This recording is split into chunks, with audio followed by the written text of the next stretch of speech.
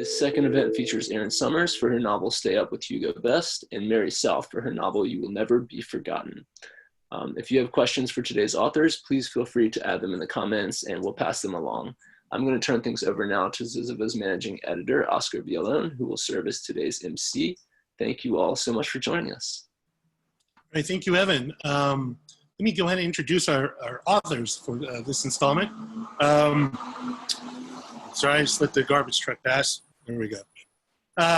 Erin Somers' first novel, Stay Up With Hugo Best, was just released in paperback, and its starred review of the book, Kirkus, stated, on the surface, Somers' debut is light and breezy, but the narrative is deft, controlled, and deadly smart. She mines depths out of Hollywood's propensity to look the other way when beloved men behave badly without a hint of preachiness. Instead, she's interested in complicity. What could be a straightforward novel about a young woman and an older man taking mutual advantage of one another is instead a brilliant study in how rarely we seize opportunities to grow and change for the better, especially if we're lucky enough to get more than one. An outstanding comedic debut about the deeply unfunny trials of growing up in and out of the spotlight. Somers is a writer to watch. Erin Somers' writing has also appeared in The New Yorker, the Paris Review, Tin House, and elsewhere. She lives in New York State. Welcome, Erin. Thank you so much. And our other author for today is Mary South. Mary, she's the author of the debut story collection, You Will Never Be Forgotten, published by FSG Originals. The Atlantic described the collection as, quote, written with dark humor and a striking lack of sentimentality, unquote. The Nation called it prescient and unsettling. And the review we published on Zyzzyva's website had this to say, a collection of 10 dark and crystalline stories that announces the arrival of a distinct voice in contemporary fiction, the mordant wit and biting irony, and You Will Never Be Forgotten, and its complex understanding of reality's often cruel reversals resonates with launching the book in the time of COVID-19. With most Americans confined indoors and spending more and more of their hours in front of our screens, there is value in a story collection that makes us stop and question just what these screens have wrought in our lives. Mary South's writing has appeared in The New Yorker, American Short Fiction, and Noon, among other publications, and she lives in New York City. Welcome, Mary. Thank you.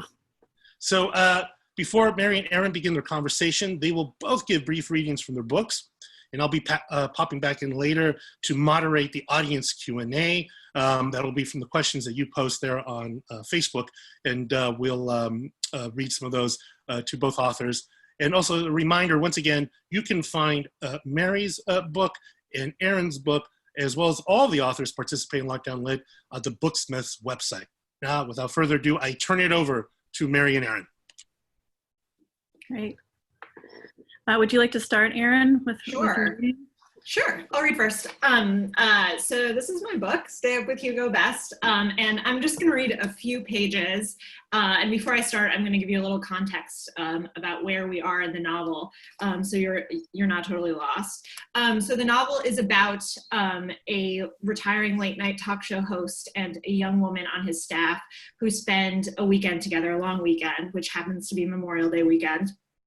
And the part I'm going to they're strangers, basically, and the part I'm going to read aloud from is Sunday. So several days have already passed and they've sort of exhausted everything that you could possibly do with a stranger at a weekend house. And so they're resorting to seeking out entertainment at an open mic at like a crappy local chain strip mall restaurant place called Tommy Frogger's Bar and Grill.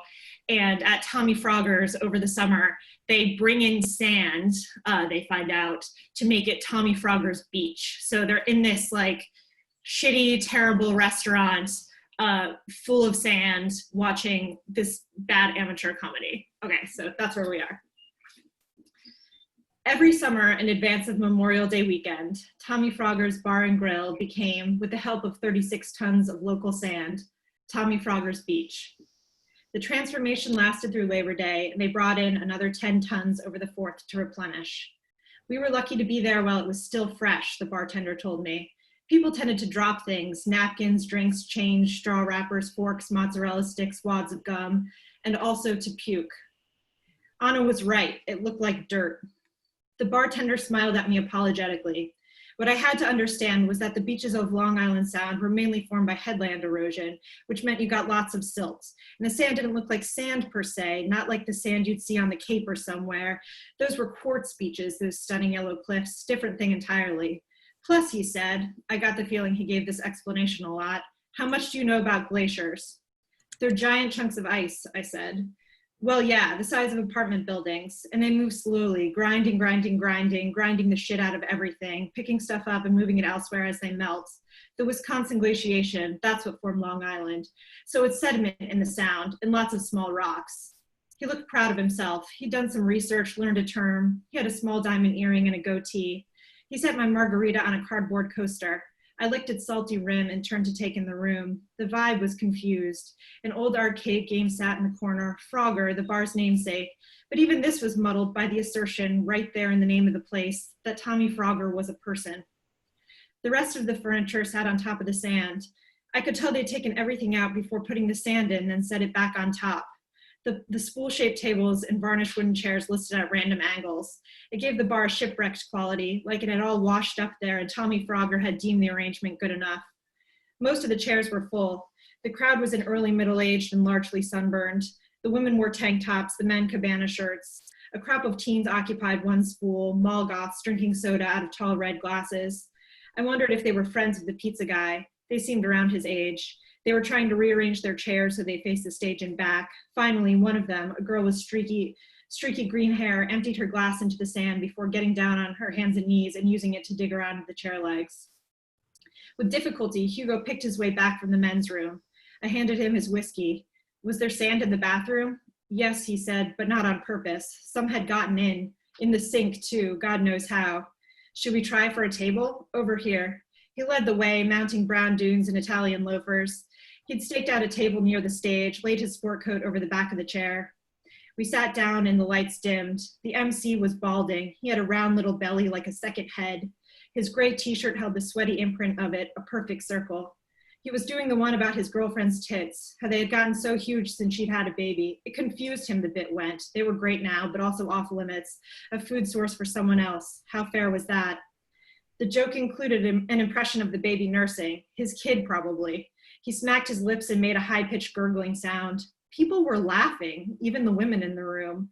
Sand crawled up my ankles and into my shoes. I waited for a twist for a second level, but none came. I had been to many terrible open mics. I had performed at them myself and watched my friends perform. This was not even the worst I had seen. At least this one had an audience. At least they knew a performance was going on. Once, when we still lived in the East Village, Audrey dragged me to a comedy night at a coffee shop in the neighborhood. We would both try out new material was the idea. Audrey went first and I recognized our era as soon as she stepped on stage. The lights were on and everyone was sober. People sat in front of laptops wearing headphones. Audrey had to shout over the squeal of the milk steamer, the construction outside, the chiming cash register. At one point, a middle-aged woman came in selling individually wrapped roses and porn DVDs out of a black hefty bag. When it was my turn, I couldn't do it. I got up and walked outside, watched through the window as they determined that no one named June Bloom was coming up to perform.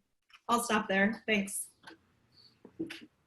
I love that excerpt, and I can't wait to talk about it in the rest of the book. I'll do a brief 2 to 3 minute reading as well. My book is You Will Never Be Forgotten. It's a collection of stories. I'm going to read the beginning of one of them that was recently in American short fiction called Camp Jabberwocky for Recovering Internet Trolls. And it's kind of exactly how it sounds. It's a summer camp for trolls, teenage internet trolls who are trying to develop a better relationship with the internet because they have been cyberbullies. So Clayton Wheeler just wanted to go home, smoke a joint, and compose kinky love letters in longhand to his girlfriend overseas. But here he was, helping track down a cyberbully on the run from his camp counselors. Lately, Camp Jabberwocky, a summer retreat on Martha's Vineyard for troubled teens in need of an attitude adjustment and a healthier relationship with social media, had been receiving more than its usual share of drive-bys. The perps were a bunch of towny jock douchebags, scum of the island, who rolled by in an Infiniti or some other car with satellite radio and a navigation system, and shouted obscenities intermingled with lines from the famous Lewis Carroll poem. They were trolling the trolls, so to speak. Beware the jub-jub bird, suck my dick, they would shout. All mimsy were the borogoves, you fucks. These incidents had especially gotten to Rex Hasselback, the aforementioned escapee. Afterward, he would take to sulking in his bunker, instigating a round of pelt the indigenous wild turkeys with rocks. That wasn't like Rex, who adored animals. The day their little band of internet tyrants went on a field trip to a local no-kill shelter, Rex was in heaven, helping to medicate cats with renal failure and dropper feeding baby squirrels, even when the rest of the group took breaks to relax outside. Tactile activities were the general order of business for the campers, so as to keep their minds occupied and provide them with positive outlets for their feelings. Trust falls and team building exercises were on the schedule, as were afternoons of arts and crafts. However, despite the fact that devices of any kind were strictly forbidden and that the camp was legally equipped with a signal jammer, the brats still found ingenious ways to troll. Michelle Gallant, for instance, of the billionaire pharmaceutical gallants, main contributors to the opioid crisis, had spent weeks painstakingly coloring individual pieces of macaroni and then gluing them on a canvas to spell out "no fugly bitches" above a field of bright flowers. She was the most popular girl in her elite East Coast prep academy, and rumor had it, her repeated insults on the topic of appearance, along with Wikipedia links to forms of suicide, had driven some poor girl to slash her wrists. It was inevitable that alliances of power be quickly established among the Jabs. They all recognized their own. The hot girls hung out with other hot girls and insulted the less hot girls, while the politicos carved swastikas and slurs into lunch tables and the sides of buildings, and the gamers, led by an evil MMORPG nerd who had started a not-so-well-hidden website for his high school featuring the titties of Eaglecrest, invented a completely new language that they found hilarious but seemed mostly to refer to outrageously humiliating sex acts. At the bottom of the totem pole was Rex Hasselback, with a body as awesome to behold as though he were descended from the actual trolls of myth. He was 6'5" and made of muscle. There was also the unfortunate wine-dark birthmark on his back that resembled a poop emoji. A few might go so far as to say he was cute, when observed from very specific angles, that he should bear the poop emoji as an emblem of pride, but for now his loner vibe combined with his inability to literally fit in with any particular cabal made him a chew toy for budding sociopaths and smartphone withdrawal. Clayton had connected with Rex over their shared love of horror. They both agreed that Nancy Thompson from A Nightmare on Elm Street was their favorite final girl. Rex: I feel a lot like a final girl sometimes, but Nancy figures out how to survive her dysfunctional family and outsmart Freddy Krueger. I haven't done that. Clayton: Tell me about it. I don't feel like my family really wants me, but I'm no Nancy. That said, Rex was not a good dude himself and had done a thing so bad online that none of the other counselors would openly talk about it, which frustrated Clayton no end. It was triggering for him to always be the last to know any bit of juicy gossip. He needed to be wanted and included. So when a search party was put together after Rex didn't answer attendance at breakfast, he volunteered to join. Of course, Bev and Lair Bear had immediately offered themselves up as sacrificial lambs, as they were clearly knocking boots a zillion times from Sunday. But Clayton, cockblocker extraordinaire, would keep those middle-aged hormones in check and finally get his intel. How far could the big guy have gone, really? I'll stop there. That's great. I love that story. Thanks. Actually, I think it's a good place to start discussing. So I'm interested in how deep you went into troll culture, because that's not the only story preoccupied with trolls. The Star Trek culture one, not really Star Trek, but the series they like, the sci-fi series enthusiast. Yeah, the fake sci-fi show. Yeah. So I'm interested to hear like what you did to capture those people accurately. Well, it's, strange. I was too afraid to sort of really delve into like the real underbelly of the internet, like the 4chans or the 8chans or any of those places. So I read a lot about it online. There was first an article in the New York Times around 2015 called I think it was called The Agency. And it was about those actual places in Russia that are basically troll farms. They have like, you know, buildings where people go in and they have fake accounts and they spam people at random with like fake news and, you know, chatter and that kind of thing. And that sort of was, you know, the glimmer of the first idea I had for like, maybe this could be like an actual place and I could do like write about the actual place where trolling happens. And then I did read more up on like Gamergate and doxing and, you know, online harassment. And I have had a friend who was doxed for her work about gaming. So I had like a personal interest in it. But I wasn't kind of too scared to like delve into like the real like red pilling and you know, frightening side of the internet. So, and I don't know if I could really write a full story about that either, which is maybe too hard. But yeah, and the sci-fi story is sort of stopped short of being truly terrifying. They're like obnoxious and horrible without like being truly threatening. And also you find like a lot of empathy for them. Yeah, I wanted to like capture, I'm glad to hear there's some empathy in there as well, because I did want to capture like sort of that feeling when you're on social media and you're like seeing people comment about something that's really popular, and seeing like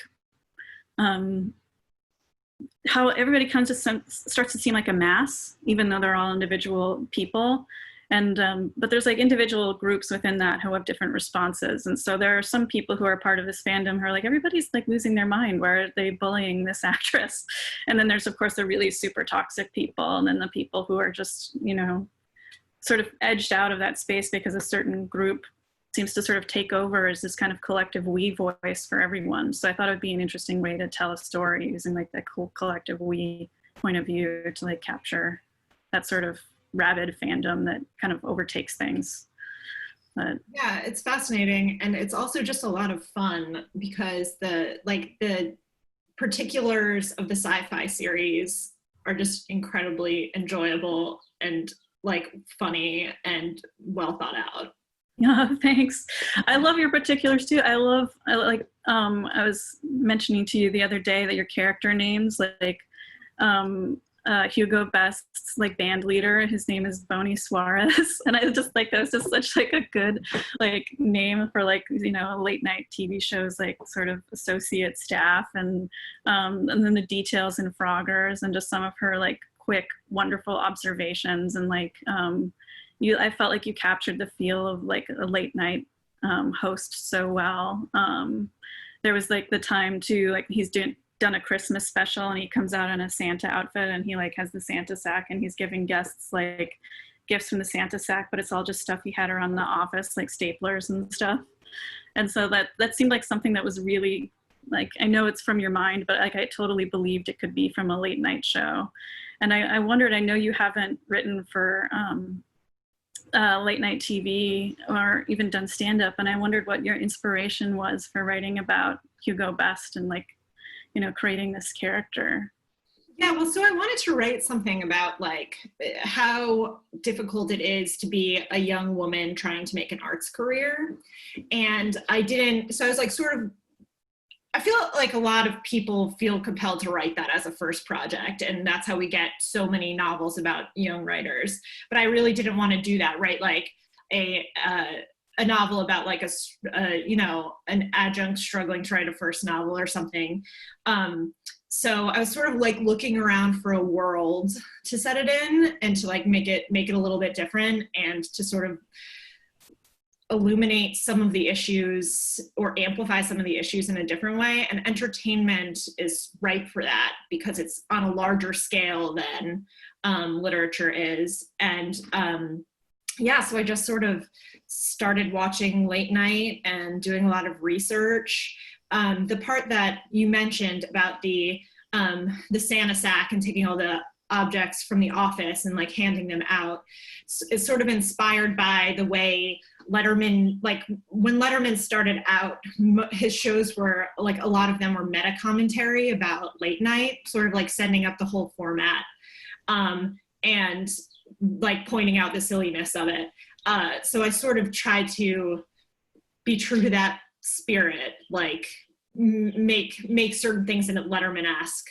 So that's where that particular bit came from. But yeah, and then the more I looked into it, the more interested I became in late night talk shows, which are really so weird. Like we just got the first woman host on network TV like last year ever. The first woman host ever. That's crazy. It's been white guys until now. And that when I was writing it during the Obama administration, it seemed to me that this was like a really like old school thing, and like we would see like the last gasp of it and it would die out, because how could these old white men be relevant to like a wide audience in our changing country? But it turned out it was not the last gasp of old white men being dominant after all. Yeah. So. I remember like there being a I forget which magazine it was, maybe New York Magazine, but there was like a cover, and it was like maybe in 2018 or 2017 of like all the late night, the current batch of late night hosts, and there was just like all men, and think Samantha Bee. Yeah. Like, well, Samantha, you know, is like, yeah. Why are they sitting at a desk? It goes back to like Johnny Carson, right? It's just like kind of the standard set pieces that haven't changed at all. Right, they're all imitating Carson, and it's like, why? Like, I think that they've like lost why. They've lost the why of it. Like, why a desk? Like, why is this a simulated like office environment? And there are so many things about it that just are like that level of like silly and nonsensical to me about it, that I was like, this is ripe for criticism and, you know, to be made fun of. Yeah, and I don't know, that so much of that is like you get at it so well. But yeah, I don't know why a desk either, except for that we just love office stuff. We love work in office culture. I don't know. Yeah. But I mean, that brings sort of an interesting seg into June. You know, she's working there. She finally gets her chance. She works as a page and as receptionist as well. And then she finally gets her chance to be a writer's assistant.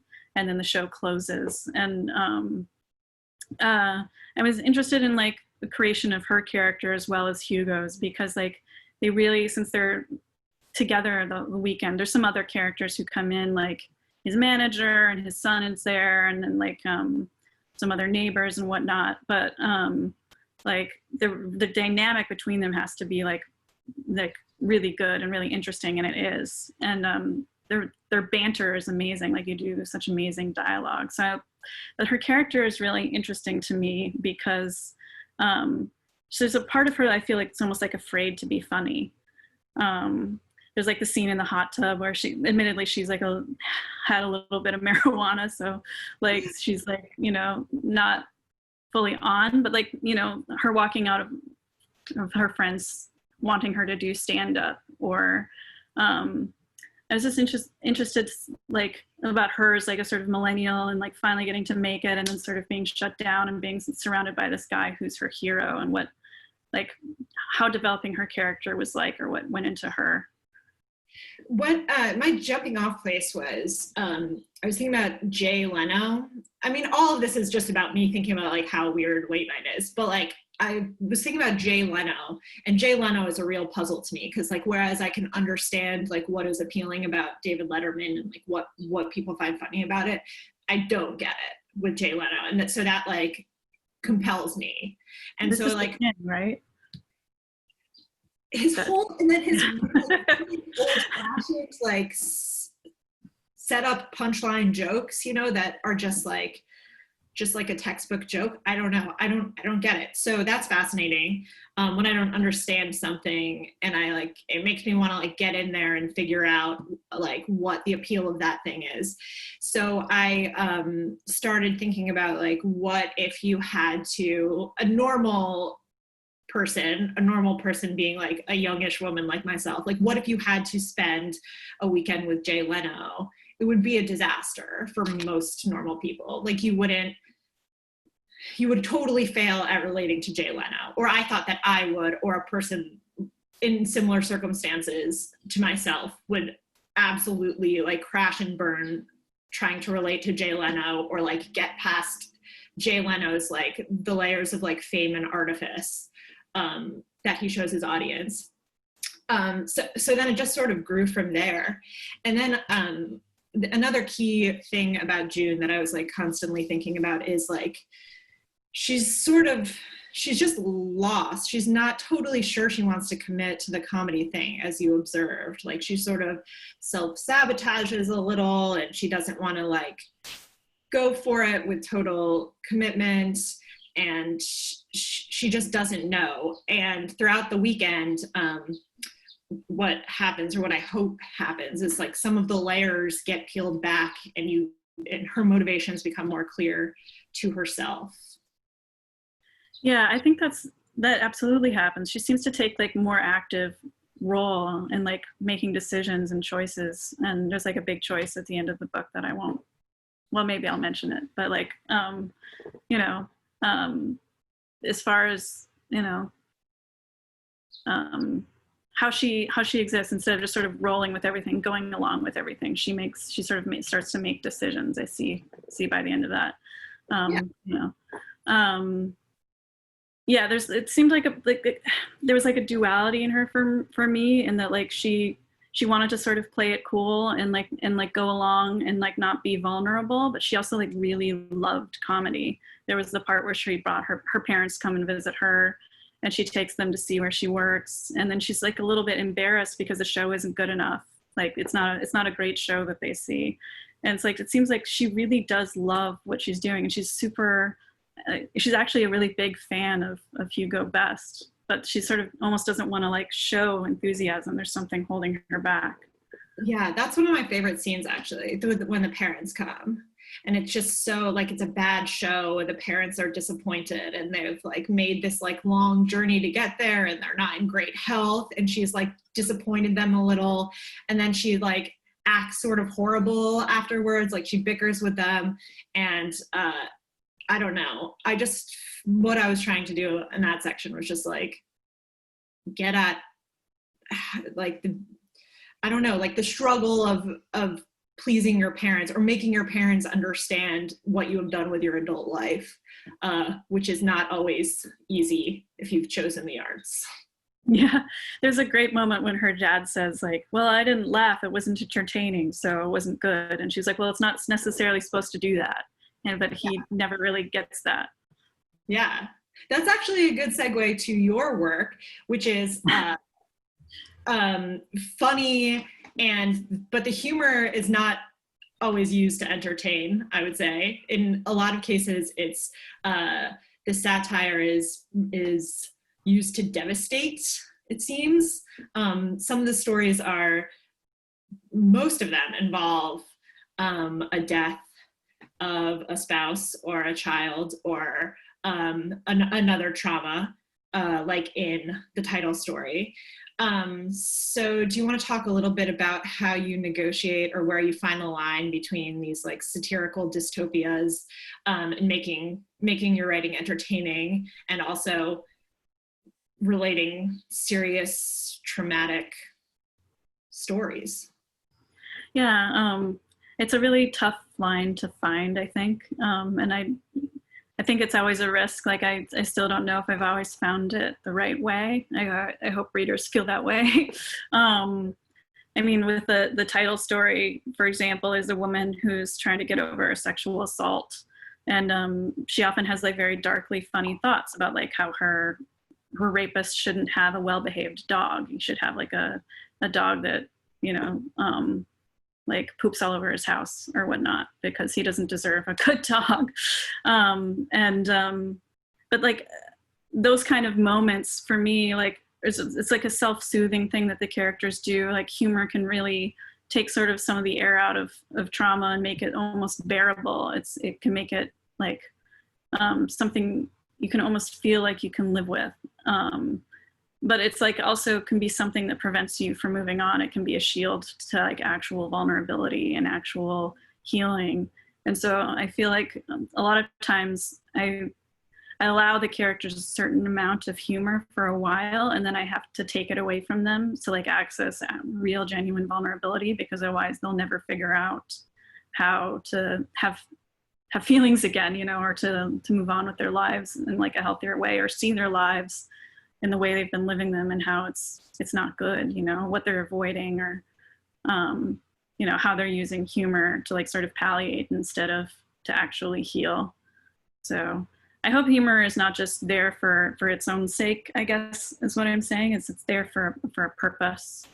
And it's also just trying to capture a genuine voice, I think, sometimes. So I know the humor has different registers to me in different stories, like the story about the realtors, who is a man who's texting the number of his deceased wife, and then he's getting texts back because the phone company has assigned that number to a different person. Like, there's often a sort of jokiness, but it's a more wistful kind of jokiness. I hope there's different registers to the humor as well in the stories. I think they are, and they seem to all be driven by the individual voices. If it won't embarrass you, can I read you 2 lines I really like? Yeah. Because part of like one of the great pleasures of this book is just on the sentence level, that they like, the sentences are just so good and they're so funny and they are so consistently surprising. Like, I did not know when they start out, you don't know where they're going to end up. So I just wanted to read 2 that like really struck me in being like excellent and also just like totally surprising. So these are from Frequently Asked Questions About Your Craniotomy, which was one of my favorite stories. So one is, it's like when you were a kid and you ran into your teacher parting the mist on some veggies in the grocery store, and it dawned on you, wow, Mr. Wilson must have to move through linear time. That one, like, you're just like not expecting that particular reflection, like such a sophisticated, like, usually the thing is like, you know, everyone knows that feeling of like encountering your teacher in the world and you're like, oh wow, they like look idiotic doing whatever, but like the way you put that is really, really good. And the other one from the same story is, it's absurd that I apprenticed and studied for my entire youth to help others live longer so that they can continue to melt the polar ice caps while enjoying party subs. I just like love the surprise of party subs there at the end. Thank you. The question is just an appreciation. Oh, thank you. I appreciate that. You know, a lot of times I think about like, what's the most, you know, how can you maximize the potential of your sentences, you know? And sometimes like that's ending the sentence with the most striking word. So, because that's the last thing, that's the most prominent thing that the reader will remember. And in that sentence, the most striking words are party subs, definitely. So gotta get that in there at the end. Yeah, that's but, yeah, I mean, I felt the same way about your sentences, and like the voice is just so good. I have like huge paragraphs of them here. Let me see if I can, you know, okay, so one of mine is they're visiting this shock jock's house. It's a friend of Hugo's, and he comes on the show all the time, and he's just offensive and annoying. And his wife has like recently had a baby, and they like kept a fridge up there because just for when she was in labor, but then they just left it in the bedroom, this mini fridge, and just like have yogurt and stuff like that next to their bed. And June muses, the path to eccentricity was winding. One day you were making practical adjustments to facilitate a home birth. The next you adopted bedside yogurt as a permanent lifestyle. I just laughed out loud upon reading that. I was like, you know, she's so sharp and good. Like the observations are just so great. You know, if she weren't like, didn't have some of her hesitations and reservations, I could see her making like a stand-up routine. I'm trying to like, yeah. I also loved like your parroting of like Twitter accounts and Twitter humor. They're using some nonsense word in a picture of a duck talking about like a Twitter account, or there's like the little moments too, like how her boyfriend designs bologna apps, like apps for like, if a bologna company needs like an app for to advertise their business. There's just like such brilliant little things just throughout this novel. But I don't know, I wondered like how like intensely you thought of like structuring it or bringing humor in. Like it's really a lot of dialogue in it, and I wondered if you thought to like have a lot of dialogue sections, or there was the moment, for example, where she and Hugo are driving and something really surprising happens, which is that they almost hit a possum and then they have to go to the hospital. And it's just this wonderful like sort of moment that comes out of, the possum comes out of nowhere, in the novel. And I like wanted to know, like, how did you make that decision of like sort of veering it off course for a while to have this surprising moment where they sort of go on this side trip? And like, then he's joking with the nurses, and like one of the nurses, he's like, she's like, my father is such a huge fan. Like, and he's like, let's talk to your dad. And he talks to her dad on the phone. So I don't know, I'm wondering how much you thought of like the actual, like putting like strong comedic moments in or different things like that. I mean, I kind of just like started writing and let it unravel, but a big challenge was also like they're confined to the house. And so a big like inventive challenge was, how do I give the readers a change of setting periodically? Because otherwise it's just like, it's hard to keep that alive, like to keep it interesting in the same house where they can only be in like a set number of rooms and there are no outside parties to interact with. Like it wasn't enough. And plus I thought it would be fun to see them out in the world. So that was kind of born of that. And as I was telling you, it's sort of inspired by a lot of the novel is sort of, I looked to Gatsby and like as to how to structure it. Like I really looked to like, especially how Nick Carraway knew things about Gatsby without knowing him. And I like use some of those techniques. Like how does June know X fact about Hugo? She's the narrator and we only have access to her. So how does she have this information? So I like looked at, like how does Nick Carraway have access to Gatsby's backstory? So, and then sort of just as like a joke to myself, we all know that they vehicularly manslaughter Myrtle at the end of Gatsby, spoiler to a book written a long time ago. And I thought like, what is something I could do like that, but it's just like the total like comedic anticlimax to that. And it's, what I came up with is they don't even hit a possum, they almost hit a possum, which is sort of like a comedic take on killing poor Myrtle. Yeah, I love that. That's how that got twisted and subverted. It's just so brilliant. Yeah, poor Myrtle, but good for the possum. Yeah. Yeah. The possum fared better than Hugo and June in that scenario. But then like jokes, what was so interesting, like jokes come back again and also get like sort of inverted or developed upon. Like I'm thinking of, you read the part of the wonderful scene in Froggers, but earlier a pizza delivery guy comes to Hugo's house and like gives her a flyer being like, come to Froggers for some stand-up, like bring Hugo. And then they actually go. And that's just wonderful because then the pizza guy does like a sort of very pizza-based stand-up routine, but which I loved, that his stand-up routine is just all about pizza delivery. So that develops that and like twists it, and then at the end you have like her reminiscing about Hugo, and she talks about the time they went to go see the pizza stand-up. So it's like it came back in threes to me, but like each time it was sort of twisted and subverted, and like I thought that was so interesting how that happened. I don't think that's not just the only thing that does that. Like yeah, even little lines come back and get twisted.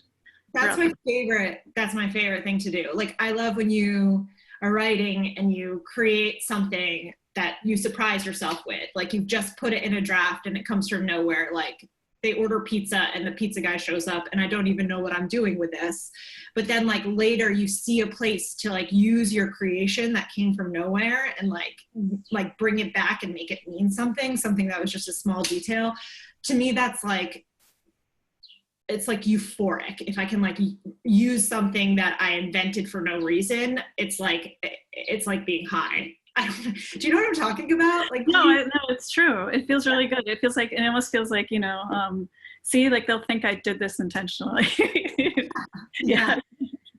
Yeah, it's like if you say, like, it makes it seem like you knew the pizza guy was going to be there all along, and it's like, I mean, the whole novel is like literally I just made it up. So, but like particular things are just like out of the ether, and then if you're able to reuse those and weave them in, that's just like the ultimate satisfaction. That feels like your subconscious like really stepped up for you. Yeah, I really appreciate being able to do that. And it's really like even more of a thrill to be able to do that like between stories.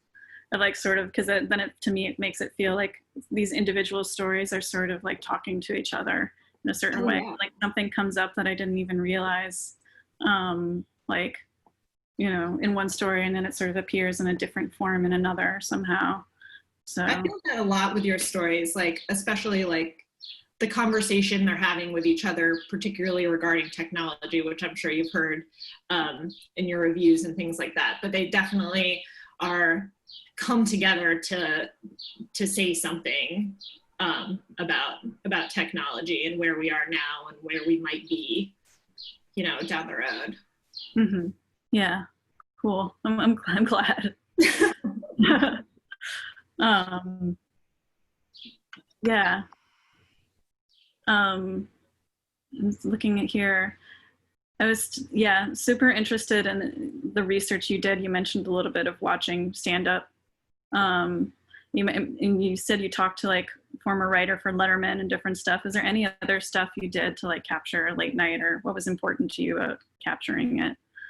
I mean, just really the reading. I read nonfiction books about it, and then I watched stuff, and I listened to, sorry, there's like a motorcycle going down my street like a million times. I'm sure you guys can hear it. Can't hear it all. Okay. Yeah, I don't know. I just absorbed a lot of the comedy and tried to get like the rhythm of the lame, like weak late night humor that isn't like really funny, but like has the shape of a joke. Mm-hmm.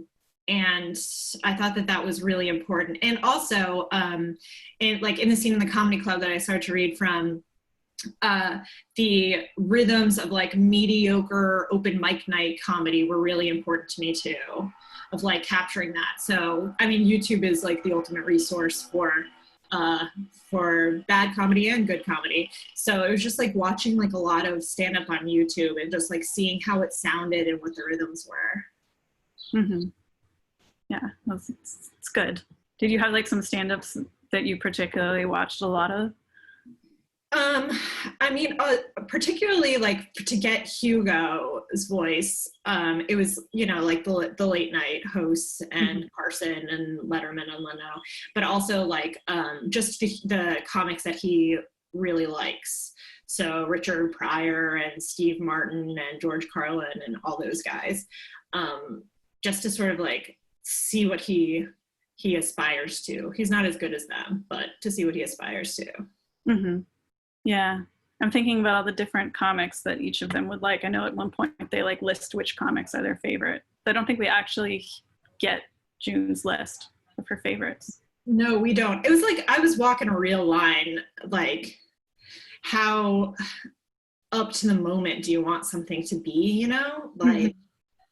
and how like how dated something becomes the second you put a specific celebrity in it, like to be like, I love Amy Schumer, the biggest female comedian in the world right now. And then like, by the time it publishes, there's like Amy Schumer's over and there's like new hugely famous people. So I was like really wary of that.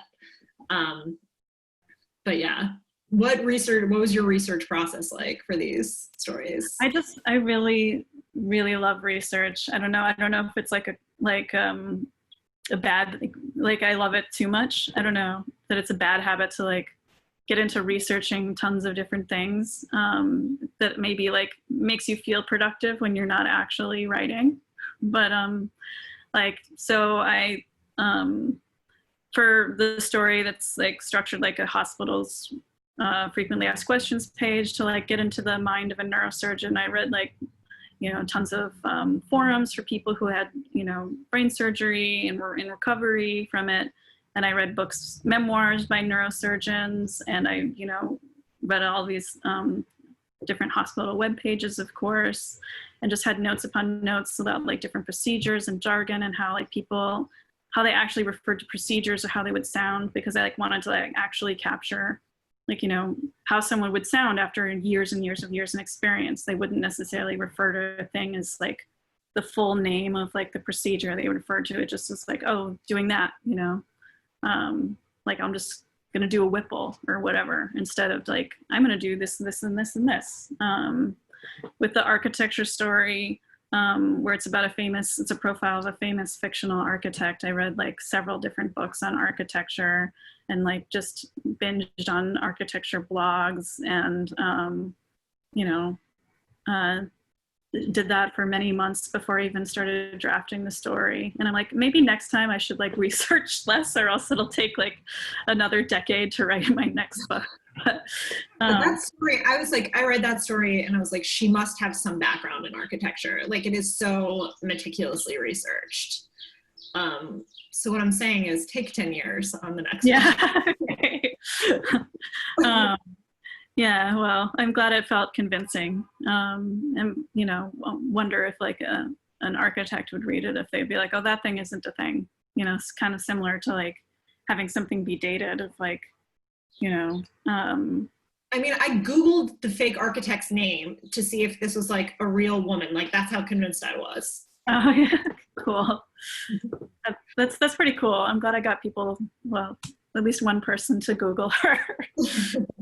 That's a triumph. But I had like sort of a similar concern about research, or like not research, but like what you said about mentioning comedians, like writing a collection about the internet. I was like, when this is published, will this feel dated, you know? Because the internet moves so quickly and publishing is much slower of a process. I was like, am I gonna have a moment where I say something and it's like, everybody's like, that happened 3 years ago. That's not relevant anymore. So yeah, I had that happen. Do you know the part in the book where Spencer is stoned? People are frequently stoned in the book, but Spencer is stoned and he's like looking at a meme on his phone, and it's like the meme of the mountain goats who are like licking a seam of salt on a cliff. Anyway, someone commented on Amazon that like great book, but the one thing that took me out of it is this meme from 2 years ago. And it's like, yeah, that's when it was written. It was written 2 years ago. So that, you're right. That's when the meme is from. I don't know. It can't be up to the minute. It just can't. Yeah. I mean, you hope that like, you know, the book, despite having some things that will age, like will hopefully feel like readable and enjoyable and have a certain staying quality, despite all that. But if that person was taken out by the goat licking, salt licking meme, like, I don't know how much hope there is for their reading enjoyment and different stuff. You know, I don't know. Go easy. Yeah. Yeah. It's me. Hi. Hi, I thought I'd jump in and just ask you guys, relate some questions that people have for you. Great. About your conversation thus far. Let's see, we have one, let's start here with Julie. Julie wants to know, this is for you, Erin. Spencer was such a memorable character for me in good ways and bad. And I think I can guess the answer, but is he based on anyone in particular? Well, actually, kind of. So when my sister, I grew up in South Carolina, and then when by the time I was an adult, my parents had moved to Connecticut, to Greenwich, Connecticut. And so my much younger sister did 1 year at Greenwich High, and she had a friend named Spencer, and she was like always telling me about like going to party in Spencer's basement. And I just like thought that it was just like so wonderful and perfect for like a rich little shit named Spencer to have parties in his basement. So I kind of like, Spencer is sort of an homage to my sister's friend of 1 year, Spencer, a little shit from Connecticut. Now we know. And Mary, this is for you from Rachel. How do you think that how do you think technology shapes the way people navigate grief and trauma? To what extent is there possibility in it, or does it too often become a means of hiding? Are there particular behaviors especially shape your thinking for your story collection? So, well, I think that essentially all of our behaviors are the same with or without technology, but I think technology can sort of emphasize them, can make us sort of double down on those inherent behaviors we already have.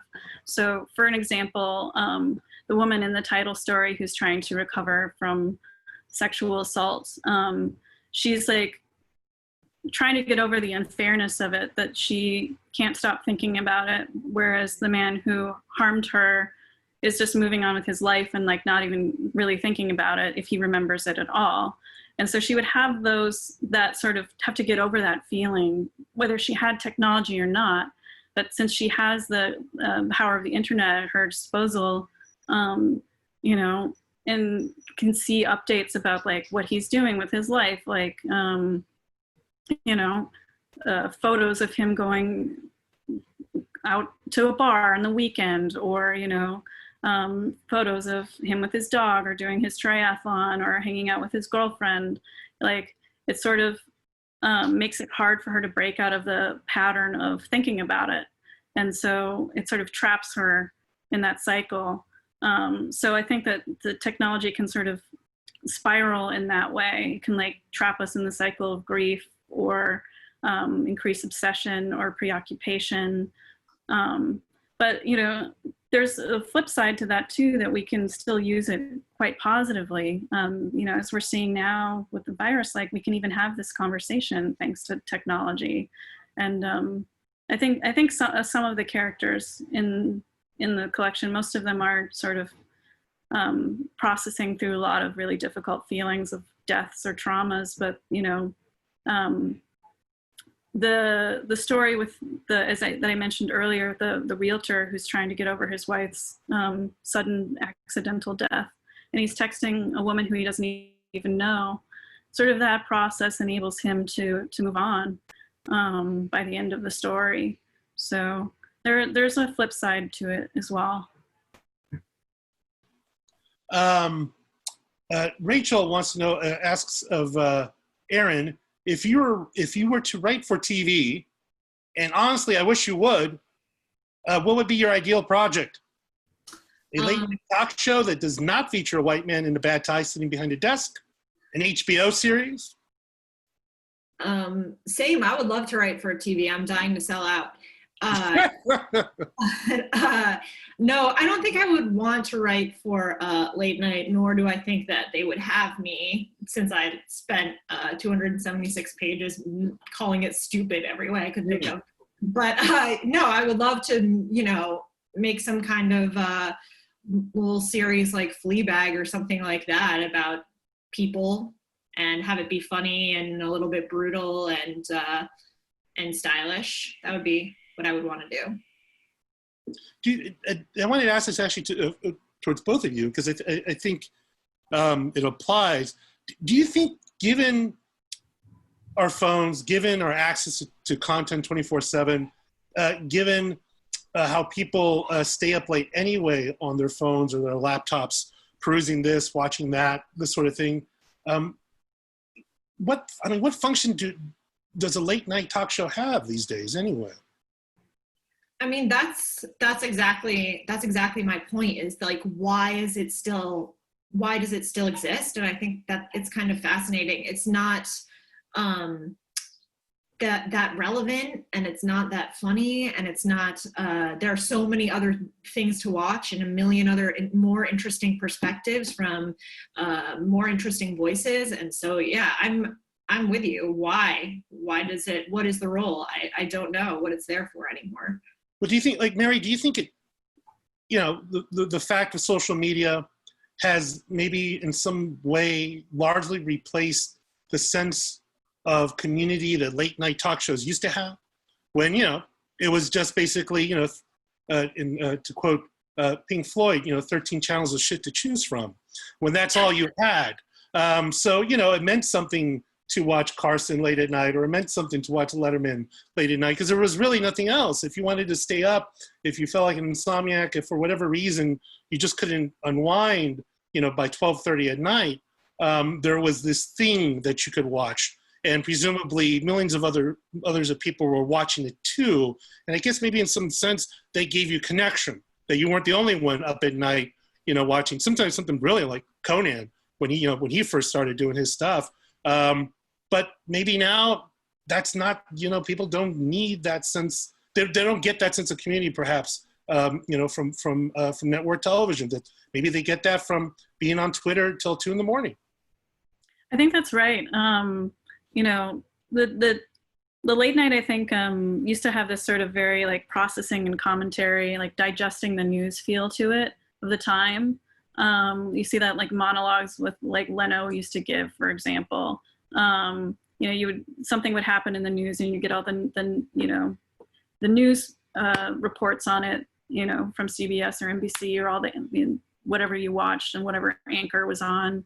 And that was very serious. And then if you stayed up late enough, you'd get like the sort of humorous take on the news. Just how, we have those like 90s like disaster movie montages where like, we have like Leno in it or something being like, oh, you see these aliens came down from, like, or whatever, like, what's with that?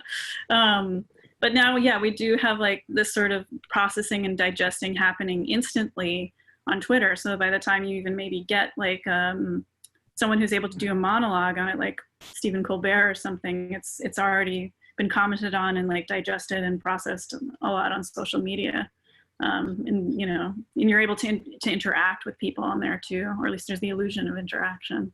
Yeah, and that, late night used to also be they used to be where you would supposedly see stars let their hair down, where you would see them, it's 12:30 at night, they're on Letterman, they're going to be goofy, they're going to do weird stuff.